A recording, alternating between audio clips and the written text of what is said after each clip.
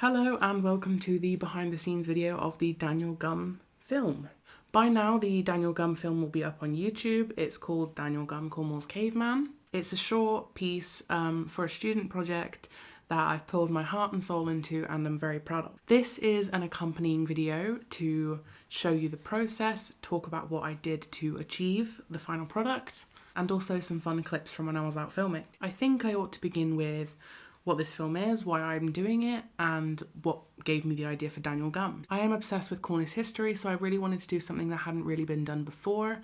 I scoured the internet for topics that hadn't really had videos made on them. My favourite place in Cornwall is the Minions Moorland, and I found out that there is a cave there, Daniel Gumb's cave. I'd never seen it before, I'd never been to it before or heard of it, until I zoomed in on Google Maps and found it just there. And there is indeed kind of a hole on YouTube, specifically video format, for Daniel Gumb. There's a bunch of people writing about his story online, there's a bunch of people talking about it, but I haven't seen anything in video format, so I wanted to put that out there. For this film, there are 7 sequences. They all kind of blend together anyway, but you can probably see where they all stand out from each other in the actual video. Number 1 is a quick introduction. Number 2 is an introduction to Daniel Gumb and his cave. Sequence 3 is the one that took place at Lincolnhorn. Sequence 4 talks about the quarry and his work. Sequence 5 talks more about the construction of the cave and its features. Sequence 6 talks about the mathematical equations which are carved into the stone. And sequence 7 is the outro. There are plenty of sources that I've used to find this information. I will put some photos of books here because I can't remember all their names off the top of my head, but the most distinct one that I remember is Cornish Characters and Strange Events by Sabine Gold. That was the first book which actually led me on to find other books about Daniel Gumb, and it's probably the most well known out of all of these that you can see here. I tended to stick with the more traditional sources which were written close to the period of time where Daniel Gumb lived. There are a bunch of blog posts and different articles about Daniel Gumb online that you can look at, which is absolutely amazing that it's so readily available information. I took from earlier sources so that the information wasn't as construed, because the more things get repeated, the more sort of watered down they become, the more messy it becomes. I will make a special mention to this book, which I've only just started reading, but it does mention Daniel Gumb. This is The Minions Moor by Peter Stanier. It's one that I got recently because I'm also doing a portfolio alongside the video. So I want to also explore just the whole of Minions Moorland. So if you do want to explore that area and read more about Daniel Gumb and just the surrounding area of Stows Hill, I would really recommend this. I'm enjoying it so far and I'm sure you will as well. I think I'm done with this talking segment, so I will go ahead and begin the actual footage of the behind the scenes. Enjoy! Hello, good people of the internet. Today, the date is Monday the 7th of March. Today filming begins for the Daniel Gumb video. I've talked about this a lot, and now it's happening, and I can't say I'm all that excited about today in particular. It is currently 7:20 AM. I am at Minions, the site where I will be filming, and that big lump is where we are headed. The reason why I'm not particularly impressed today is, first of all, you can probably hear it. I am bunged up. I have been sick for about 2 weeks.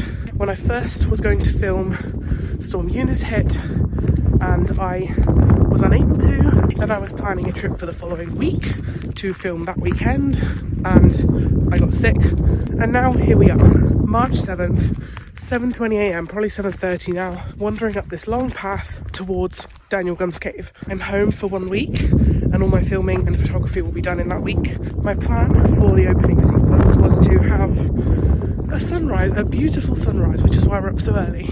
But it was meant to be an even earlier start. That was a little belated, and it was too cloudy anyway.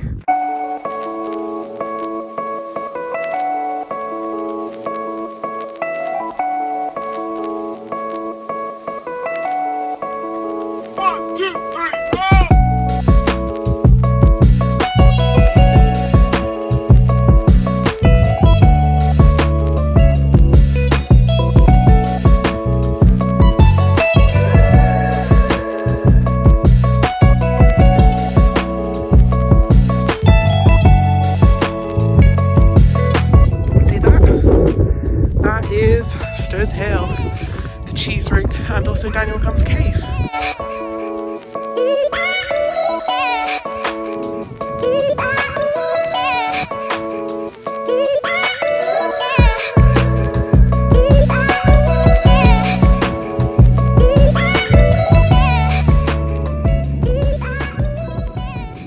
Man, now that that encounter's over, let me just explain something. I've always felt so unlucky when filming because I'm so bad at getting close to subjects. I'm so bad at filming them up close because I've never had the right equipment. I've never really been discreet enough to be able to do that kind of thing.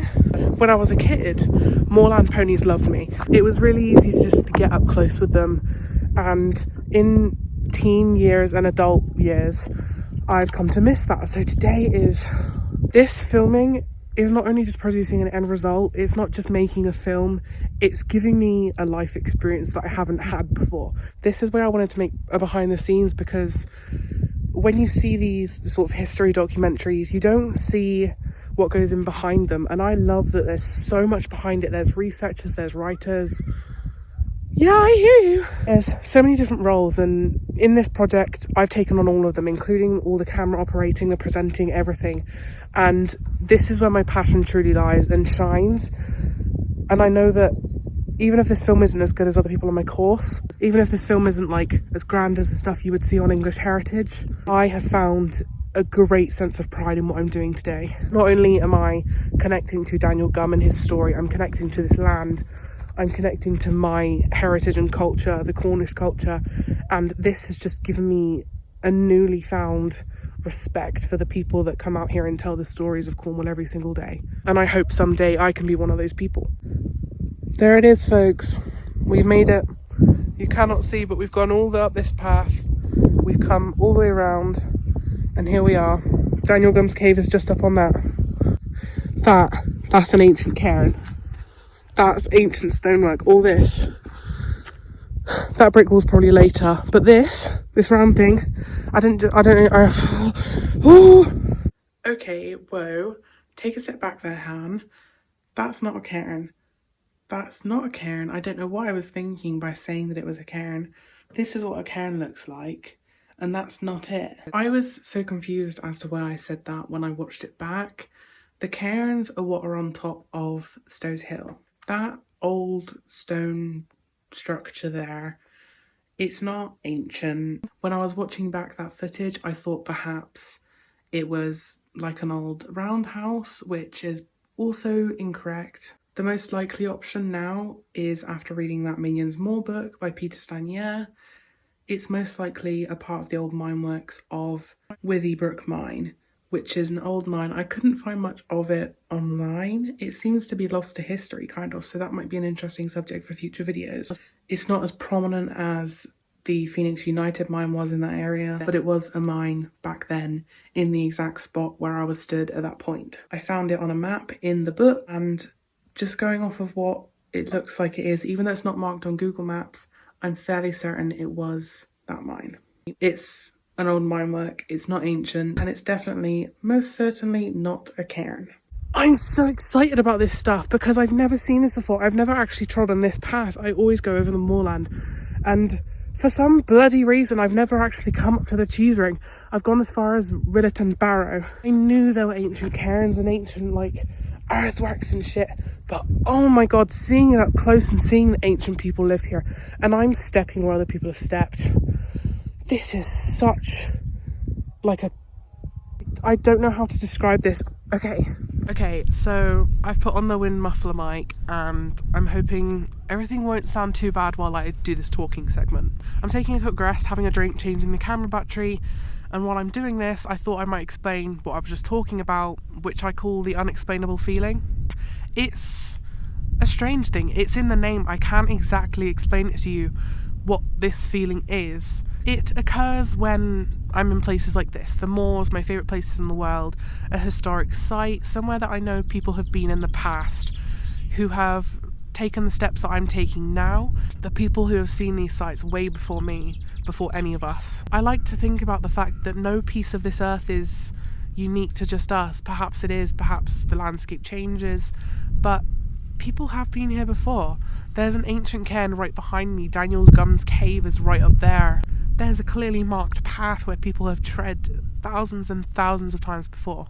But there's still that same sense of wonderment, as if I'm discovering it for the first time. Those are probably the best words I can get to become even close to describing it, is wonderment, euphoria, complete and utter just amazement at what I'm experiencing. This might seem like the most mundane thing to some people, but to me it's something special to be here, to be where Daniel Gumb might have looked when he first walked out of his cave in the morning. He would have seen all this behind me, he would have seen these ancient cairns, he would have gone down to the lake perhaps to gather water, he would have seen the horses running across the moor. And that's a piece of history that can never be forgotten in my eyes. Even though some of these stories in 100 years or even now will be buried very deep and forgotten by the majority of people, the land won't forget. And I won't forget. Because even if this place isn't special to you, it's special to me, and it was special to Daniel Gumb. When I walk into the ruins of a mine, when I walk into Daniel Gumb's cave, the mines are a place where people have worked, and they've put their hard work into this, and they've changed that landscape, and that's their mark on the world. Who knows what my mark on the world will be? I'm just glad to be able to experience this, other people's marks on the world. I'm just incredibly passionate about this. That's why I'm making this film, and that's why in the future I will definitely, most likely, make more films about the Cornish landscape, about my home county, and about the people who live in it, who I don't want to be forgotten, because even though Daniel Gumb lives more in legend nowadays, he was a real man. And he did wake up every morning, come outside of his cave, and see what I'm seeing. He saw the beauty in this landscape. And that is the unexplainable feeling, the joy of being a part of this, a joy of being a part of this story, and a joy of, even if you aren't a part of that story, being able to experience it, at least a little bit of it. So in the time that I did all my talking segment, there's now people up at the cave and at the cheese ring. There's like a, can you see that? It's too blurry. There's like some bright yellow rain jackets. Sequence 1 is a voiceover. At the end there's one line where the presenter talks, and then we move on to sequence 2, which will take place up at the hill. We can film that another day, and after this we are going to go do some filming at Lincolnhorn, where Daniel Gumb was born. She filming. Try not to get this to fall off, because if it does, we're a bit fucked. But have you heard of the Cornishman that lived inside a cave? I don't like it. I don't like it. But have you heard of the Cornishman who lived inside a cave? And I look to the water. Okay, we're not singing The Amazing Devil right now. Walk.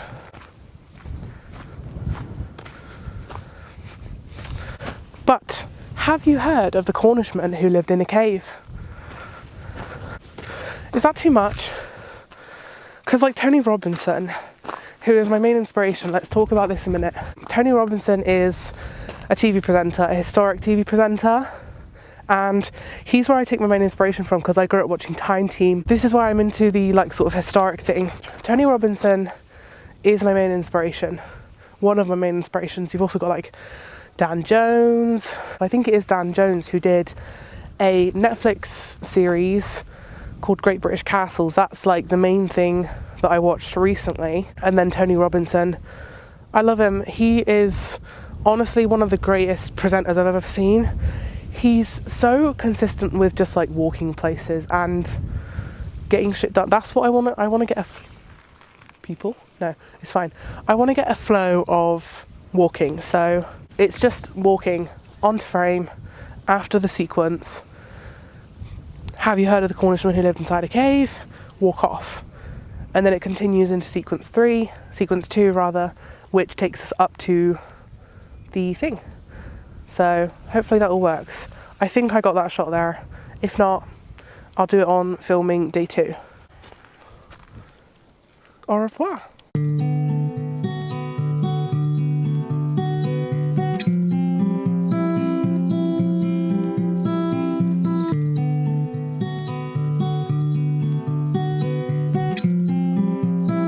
Hello, it is filming day 2. We are back up on Bobby Moor. It doesn't matter, it's going in.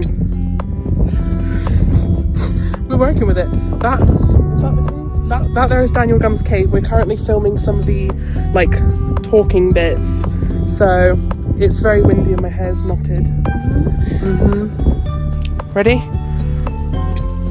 You might be wondering, why would a man along with Stop! It's not funny.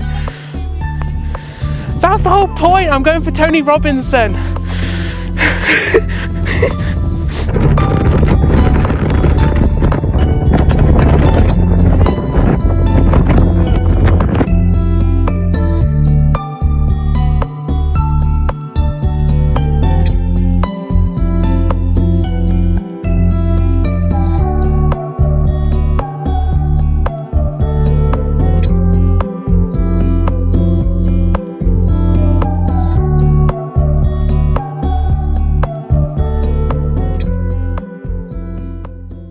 Okay, so you will notice that I'm wearing the same clothes and I'm in the same place as I was in the first part of this video. That is because I'm filming it on the same day. The filming is already concluded, that was last week in my time, and now I am moving on to editing. Filming took place over 2 days and about 8 hours, and it got me about 19 gigs of footage. I had some trouble at first with editing because I was going to use Adobe Premiere Pro.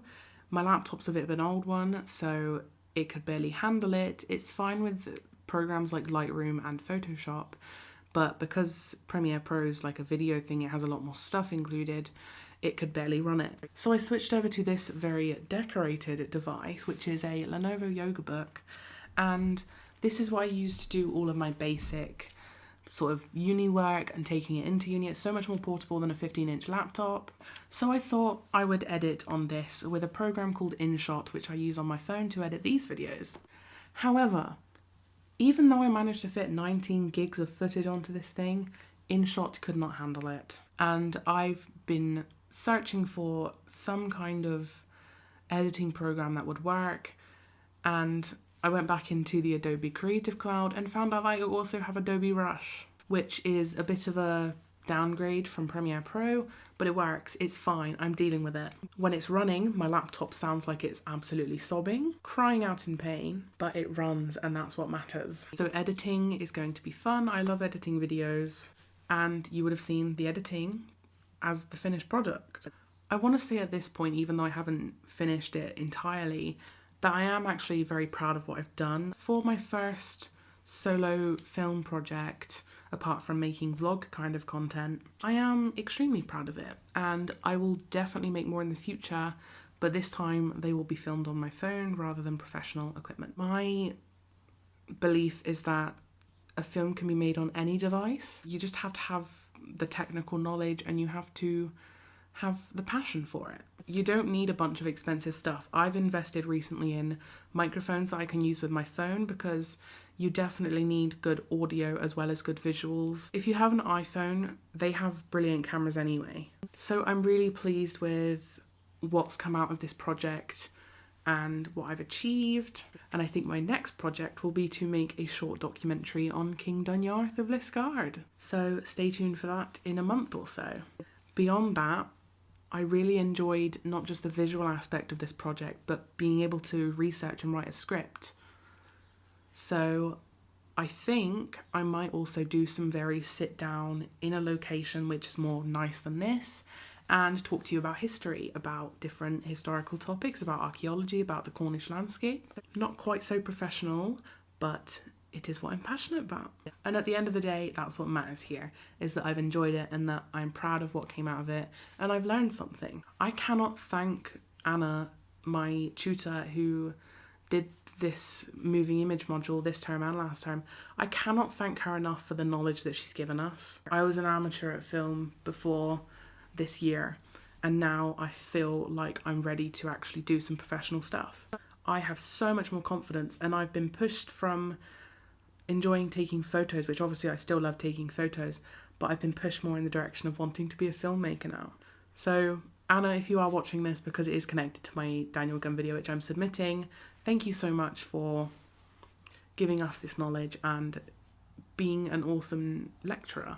And I hope that we get to do more film projects in the future and in our third year. Thank you so much for watching this behind the scenes video. Expect more content in the future, probably not another behind the scenes, but more documentary style things and talks about many topics I enjoy. Goodbye for now.